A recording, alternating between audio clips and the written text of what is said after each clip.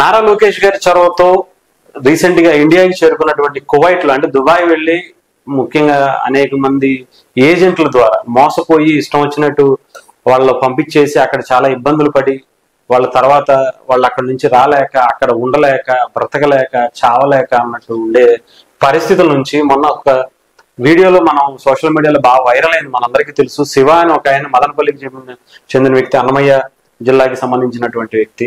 అతను నేను ఇక్కడ ఉండలేను, ఉంటే కనుక నేను చచ్చిపోయేలా ఉన్నాను, నన్ను దయచేసి నన్ను ఇండియాకి తీసుకొచ్చేసేయండి అని చెప్పి మన రాష్ట్ర ప్రభుత్వాన్ని ముఖ్యంగా కేంద్ర ప్రభుత్వాన్ని కూడా కొంచెం దయచేసి ముఖ్యంగా పవన్ కళ్యాణ్ గారిని అలాగే లోకేష్ గారిని చంద్రబాబు గారిని కోరుకుంటూ ఒక వీడియో చేశారు.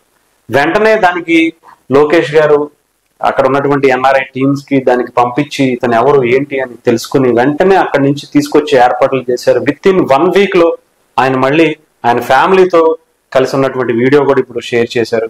కంప్లీట్ గా మనం చూడొచ్చు. అంటే ఒక లోకేష్ గారు ఎంత త్రికన్నాల శుద్ధితో చేస్తే ఎంత అద్భుతమైనటువంటి ఫలితాలు వస్తాయో ఈ రోజు చూడొచ్చు. ఆయన చొరవతోనే ఈ రోజు ఆయన కుటుంబానికి చేరుకున్నారు, ఇంటికి చేరుకున్నారు, ఆ ఫ్యామిలీతో కలిసి జీవించే అవకాశం కల్పించారు.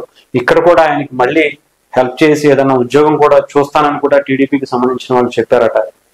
ఒక అద్భుతమైనటువంటి విషయం. అంటే కువైట్ లో ఎంతో మంది అంటే చాలా మంది ఇబ్బంది పడుతూ ఉంటారు. అలాంటిది ఒక శివ అని నేను అక్కడ అంటే ఒక ఎడారిలో నేను బ్రతుకుతున్నాను అని చెప్పి నాకు ఇక్కడ ఎటువంటి అవకాశం లేదు, కనీసం తాగడానికి నీరు కూడా లేదు, చాలా బోరు కూడా పనిచేయనటువంటి పరిస్థితి, ఇలా ఇక్కడ నేను ఉంటే కనుక మరొక 2 రోజుల్లో చచ్చిపోతాను, దయచేసి నన్ను ఇండియాకి తీసుకెళ్ళిపోండి, నేను మోసపోయాను, ఇక్కడ నన్ను ఏజెంట్ నన్ను మోసం చేసి ఇక్కడ పంపించాడు అని చెప్పి ఆ తర్వాత వెంటనే లోకేష్ గారు చొరవ తీసుకుని మళ్ళీ తీసుకొచ్చి ఇండియాకి చేరుకునేంత వరకు కూడా వాళ్ళ టీం అందరూ కూడా లోకేష్ గారి టీం అందరూ కూడా ఆయన్ని దగ్గరుండి ఇక్కడ తీసుకొచ్చేంత వరకు ఏర్పాట్లు చేసి ఇక్కడికి వచ్చిన తర్వాత కూడా ఆయనకి ఏదో ఒక మంచి అద్భుతమైనటువంటి జాబ్ ఏదైనా చూసి ఇవ్వడానికి కూడా రెడీ చేసినట్టుగా తెలుస్తుంది. ఏదేమైనా ఇది ఒక మంచి పరిణామం అనుకోవచ్చు. ఇలాంటి కార్యక్రమాలు లోకేష్ గారు చేయడం అనేది కూడా చాలా అద్భుతమైనటువంటి విషయం అని కూడా అనుకోవచ్చు.